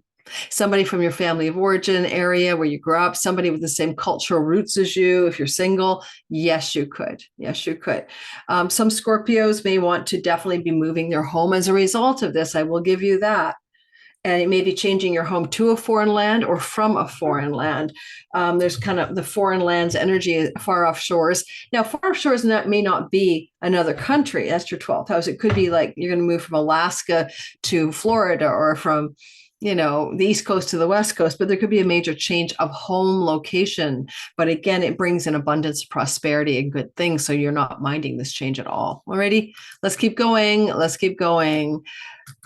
Woo! I got this. Sagittarius, sun, moon, and rising sign. First of all, energetically, this is a conjunction on December 7th that you haven't seen in this life this way. Okay, watch my intro to find out more. And you won't get it again this way. So it's a new beginning that takes 2 years to unfold until January of 26 to do with third house matters. So that's neighbors, neighborhood, writing projects, social media, online world, teaching, learning, skills-based teaching and learning, and the local environment in which you spend your life. And honestly, a younger sibling. Now, the only thing I can say, because there's a wealth yoga, and a younger sibling could give you money. Okay, there could be that. But otherwise, it's going to look like probably prosperity, abundance, and perseverance through third house matters. Could be writing projects, could be your social media world, your media and social media world. It could be things to do with a course you're taking or classes you're teaching, but this can generate abundance. So I have a Sagittarius girlfriend. I think she should be teaching a lot more classes. She's brilliant. So that could be teaching online, making so much money, and being so productive and so enthusiastically creative with deep, profound regenerative transformation and abundance here. This flowing to the nodes of fate matter. I keep saying it's like so rare. So Venus conjoins Pluto on the 7th, and then they flow to the North Node in the house of entrepreneurship, creativity, the muse.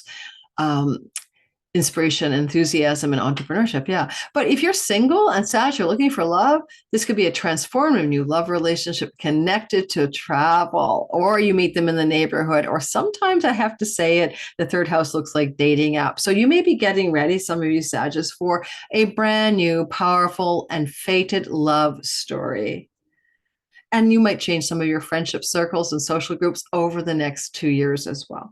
Now, on June the 9th, 2025, Venus in Taurus, her sign, she's going to be in your house of work. And she squares herself, but it's also the house of karmic relationships and dating. So it could indicate June, you begin to date a karmic relationship person, or you make some pivotal changes in your work connected to your daily life and neighborhood, maybe to improve your health, start working out at a gym, for example. That would be a classic Venus 6, reset button third. And August the 27th of 2025, Venus in Leo, she's up here in your ninth house. She's off to an opposition to her reset button. She might be telling you visas, travels, passports, journeys. This is also going to connect to maybe colleges, universities, teaching opportunities, learning opportunities, August of 2027. And then November the 8th, 2025, she's in Scorpio right here, and she's really giving you a nudge here. It could be about travel to far off foreign distant shores. You've got a lot of travel. 3 travel places are activated for you in the next 2 years. A lot of abundance through travel, romance through travel. You might be involved in a relationship with a foreigner in the next 2 years if you're single.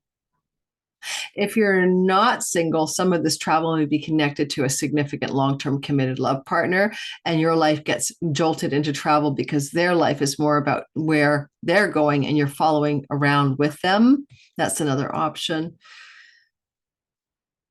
At the very basic level, you're going to change your neighborhood. I know not everyone does. I can't imagine that every single Sag is going to change their neighborhood in 2 years.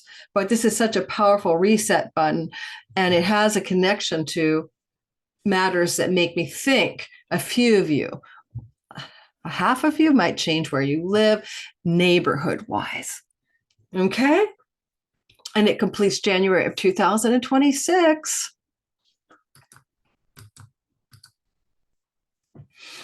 All right, Capricorn, this is like a deep energetic and the money that you earn and money you possess. This is your possessions. You might possess a car, you might possess a house, you might possess money in the bank. It's at the food, shelter, water, resources of your life. It's how you are sustained financially. It is a powerful abundance, abundantia, perseverance, admite, reset button with childlike wonder in the house of the possessions, earnings, and resources. So you're resetting a button here. This is a new beginning. It takes 2 years to unfold. So don't think it's going to happen all at once, but it is going to operate as a financial increase. It is something that is also transforming deeply and regeneratively your approach to your own resources, your wealth, your ideas of what you value, how you approach money, the thoughts you have about wealth, etc., are changing in the next 2 years. You could profoundly regenerate your face. Time for your facial rejuvenation. Venus, the goddess of beauty, Pluto, death and rebirth. So this is for a few Capricorns. Yes, I'm going to get my nose job or my facial, deep plane facelift, ponytail lift or whatever. I've never done anything like that, but I'm not adverse to going there, And I kind of feel like you might be really looking at this new abundance in the second house, connected to the nodes of fate, to be coming off of abundance from property matters, north node here. You either are going to move to another place to live that may involve foreign places, and that could increase your abundance, or you might find that there's some kind of destined change. We still have an eclipse here in March, right? In your home, like you're moving your home. And that change of home is allowing for this abundance to come into being, because it's also connected to the 10th house of career. It could be a change of home connected to fated career events and an increase of your abundance, for example. Now, the North Node is also amplifying a chironic wound that you've never felt really at home, or it felt like you belonged to a true home since 2019. And Venus and Pluto are like, here's the money to fix the problem. Let's possess a new home, right? with abundance. I kind of say that I do kind of get, though, that the opening square of June the 9th, 2025, the first testing of the 4-point story, is in a money luck house. Okay, so we really want to point this out because this is a house where we win money, right? This is like the lottery. This is the casino. This is like the poker game or something. So games of chance and winning money are here. Gambling is here. So you might indeed be able to win money or take possession of unexpected good fortune financially on June the 9th-ish, 2025. And you will have had Uranus here for a long time, but he is dipping into the 6th house, I believe, in July. But yeah, I think it's July the 8th. So you still have the shock and awe, Algol, Uranus there for big wealth that surprises you, and Venus is there as well. So I'm going to say that you guys could, in the month of June, end of May, beginning of June, come into some money. That's a possibility with unexpected good fortune. And then the second, but it's also through your entrepreneurial activities that you could be coming into financial fortune and testing that out, and your creative projects as well. When I talk about June 9th, on August 27th of 25, then we go into Leo, and that's like the chunky money, inheritance, property sale, finances, stock market money. And that could also rev up for you around that time at November the 8th, opposition. And then on did I say November 8th? August the 27th, August 27th. And then on November the 8th, we're here in your 11th house of windfalls, pennies from heaven, and good spirit, or massive gains in your career, right? So raises, promotions, great acceleration of income. No, any which way I parse it, it's happening in your money houses.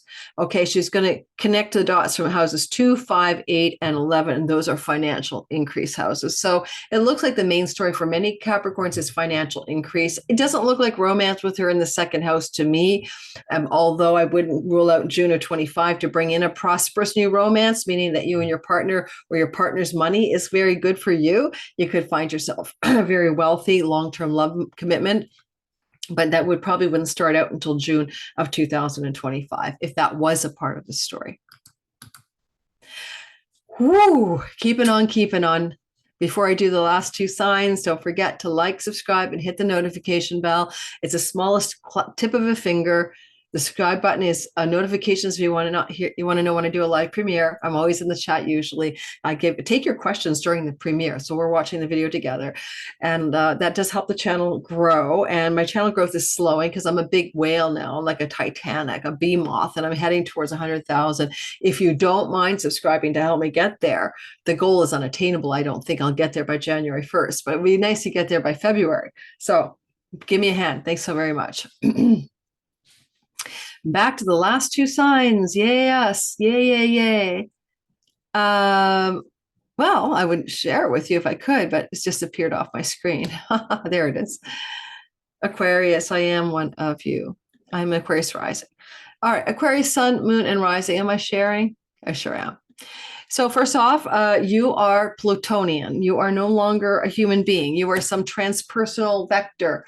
Forces beyond you are using you. That's Pluto in the 1st house. If it's your sun, Pluto in your career, moon, Pluto in your emotions, Pluto in your home life. I don't know, but we're getting a huge shift here. Pluto is with Aquarians now. I know the Capricorns didn't like the journey of Pluto in Capricorn. I'm willing to engage with goodwill and petition Pluto for kindness, but I think that Aquarians have a little bit of a Spock-like thing, negative captain, a positive captain. I think we're a little bit more mentally neutral, emotionally detached, and we may get through it a little bit better than the Capricorns who are grounded in the earth element and a little more attached to the real world than space cadets like us Aquariuses. But let's see, Aquarians, how we do. Check out my Pluto Chronicles on Substack. I'm literally charting all the things that Pluto does in the next 20 years and writing about it there. And I'll have a podcast starting next year on the Pluto Chronicles. So join me. I think it's going to end up going very alien direction because I think the aliens are coming. Thank you, Pluto and Aquarius, or the non-UFO, non-human entities from wherever they come from. All right, intelligent non-human entities. Good and bad, right? Good and bad. So we are starting off all over again with a new reset button like we did last February, but this time we did not have last February the help 24 February, watch my intro, we did not have the help of the nodes of fate. So this new button resets on December 7th and lasts until January of 26. It's a 2-year story about abundance. Pluto, Abundantia, Venus, prosperity, and money, all at 0 degrees Aquarius on December 7th. I know it's the reason it doesn't say December 7th is we're advancing the chart. And bottom line, childlike wonder and innocence, maybe, is child asteroid is with us here as well. And hard work and perseverance and discipline to get what you want takes time and effort. Admete, who supported Hercules in his 12 labors, the untamed, unburdened feminine.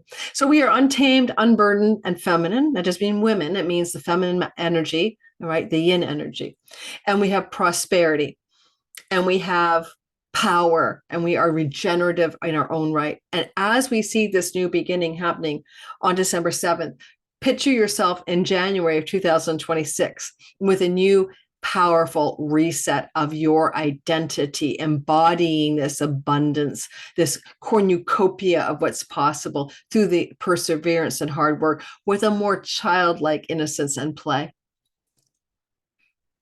And I wouldn't mind that. Because although I built an astrology kingdom, sometimes I'm losing my fun, my childlike wonder. I'm feeling it's hard work because I'm working hard. So this beginning is going to flow to the North Node in the house of writing, teaching, and communicating. I'll use me as an example. I love teaching and I love writing.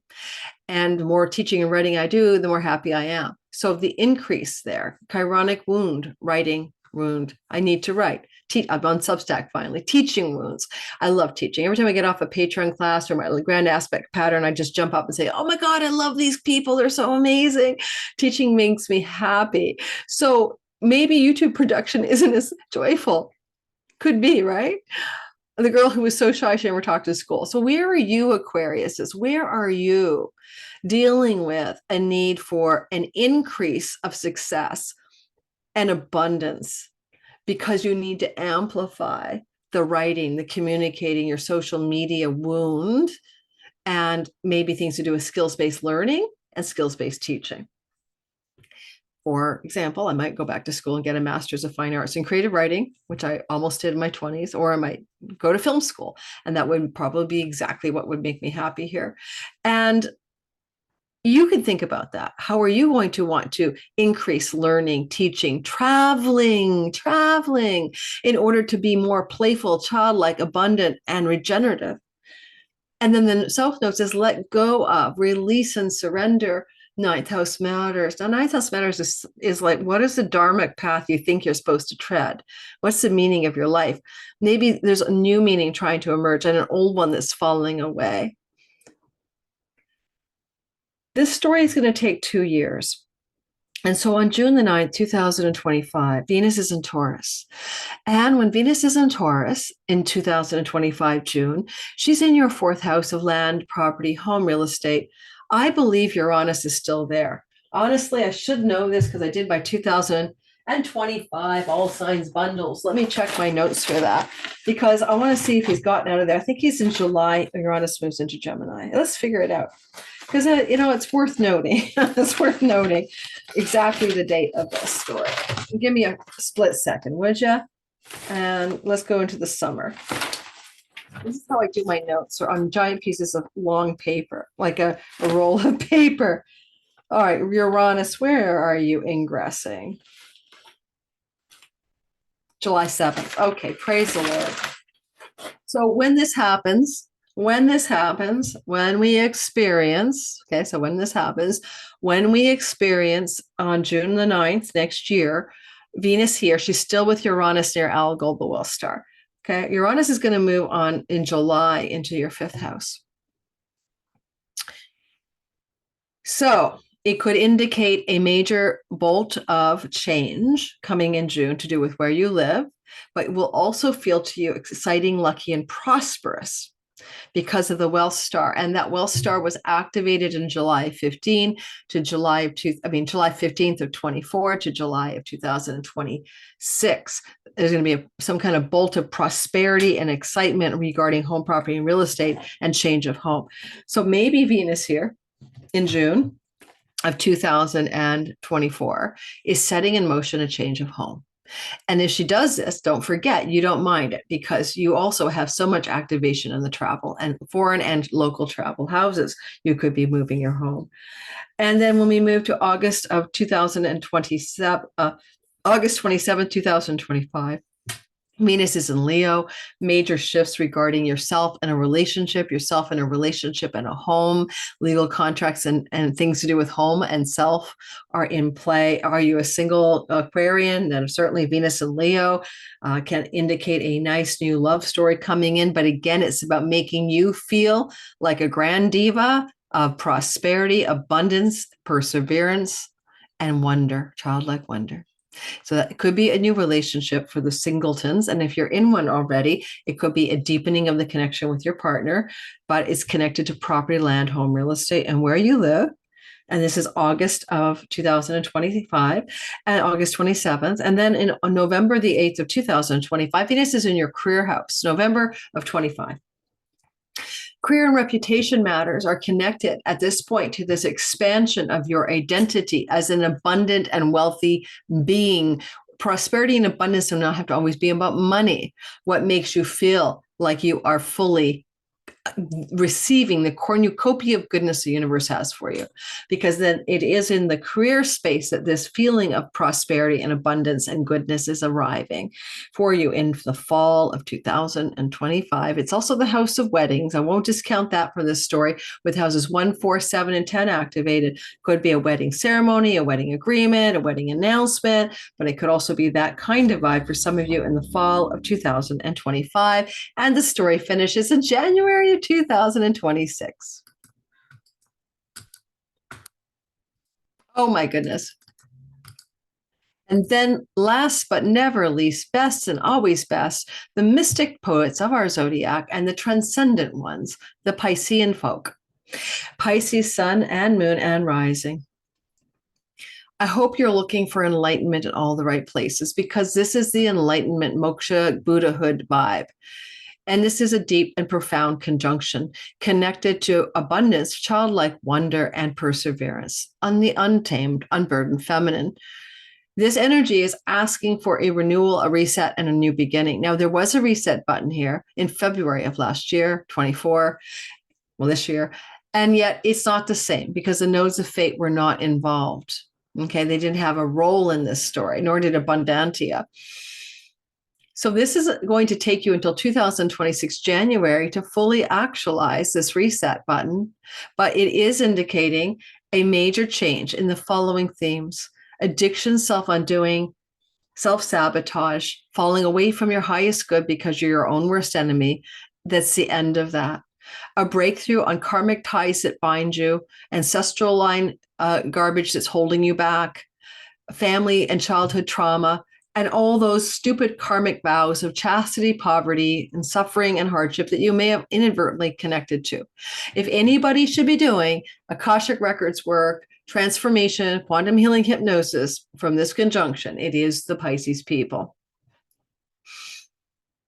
This is also the house of great gains, right? Gains that can come from foreigners and far off distant lands. In our modern world, PayPal and Stripe, digital income, borderless revenue. This is normal, but in the old days, it'd be more barter trade, import, export, working for a foreign company.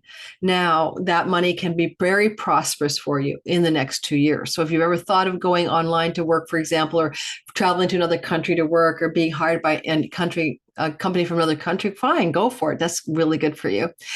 This is also the 12th house that can involve your isolation, the desire to be alone, your ashram, your inner silence, your vows of solitude and stillness. And in that regard, you may indeed be finding yourself wanting to start there, right? You want to get into your aloneness in a new and profound way for your own good.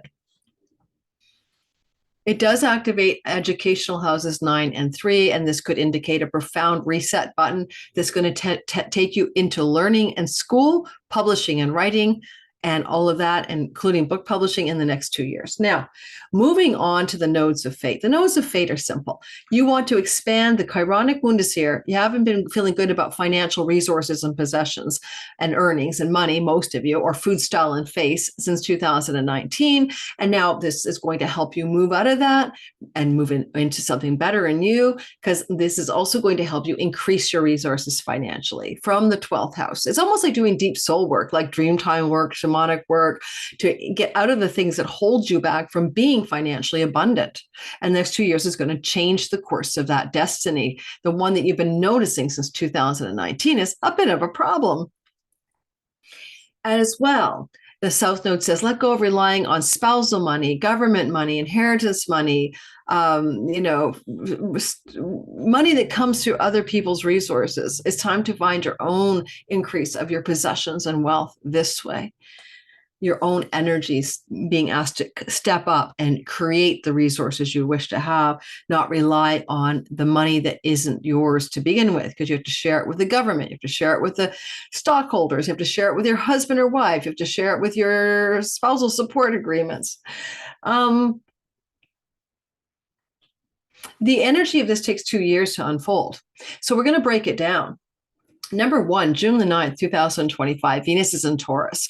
That Uranus is still here, just crossing over on July. So June the 9th, surprising, exciting, shocking changes regarding, well, you could just say all of June, regarding matters to do with home, property, land, and real estate. No, sorry, neighbors, neighborhood environment, travel opportunities, learning opportunities, and you rejuvenating your financial wealth. Honestly, this is like digital courses. You want to produce them, you want to teach them. This is social media landscape. This is you sort of branching out, expanding, growing here in some way. Does this feel like a love story? Well, maybe. If you want to call this a love story, some of you might meet a new partner, a karmic, destined, past life romantic partner could come to you, and you might meet this person through travel or learning settings, for example, dating out through the local neighborhood, June of 25. August of 2027, near the end of the month, then we have the connection from Leo, and this is the 6th house of work. And because it looks like you're trying to increase your finances, it could be great, bold, beautiful, lovely, exciting work opportunities emerging for you in August of 2025, or a turnaround around addiction, self-undoing bad habits, or an increase of health outcomes in a way that turn around health challenges. Again, August of 25. November the 8th of 2025, we have our turning point in the 9th house. Now, this could be a very interesting time, because this could also indicate foreign lands, foreign tours, and travel. They connect you to greater abundance, skills-based learning, or higher educational learning. It doesn't matter, because the axis is active. You could be accepted at a school, going back to school, experiencing thrival in a school, higher education-wise. You could be looking at visas, passports, changing neighborhoods, neighbors, and maybe even countries. Especially if your midheaven is in the 9th house and your IC is floating in the 3rd house and Taurus and whole sign houses, then some of you could definitely be looking at shifts of location connected to your country, different countries. And that's interesting, because with Jupiter in your 4th house, at the time of this conjunction, prosperity in and from the home, but Jupiter will turn around on February the 4th. And by the time we get to June the 9th, he's sliding into your 5th house. And that looks like the gains of the sale of a home. So some of you may be prospering through the gains of a sale of the home in the June of 2025, because it looks like a change of neighbors and neighborhood might be underway for many of you. All right. Otherwise, you're getting money from a family member coming through the end of this year, coming through June and July of 25. And it may connect to the Venus story, because you see, she flows to the inheritance house and the property house, the legacy house. So some of you could get money in that narrative as well next summer. All said and done, you end up a year from now, January of 2026, 2 years from now, January 2026, with a complete renewal and change regarding the matters to do with your own inner life. Your soul work is changing everything outside. Go within or go without, guys.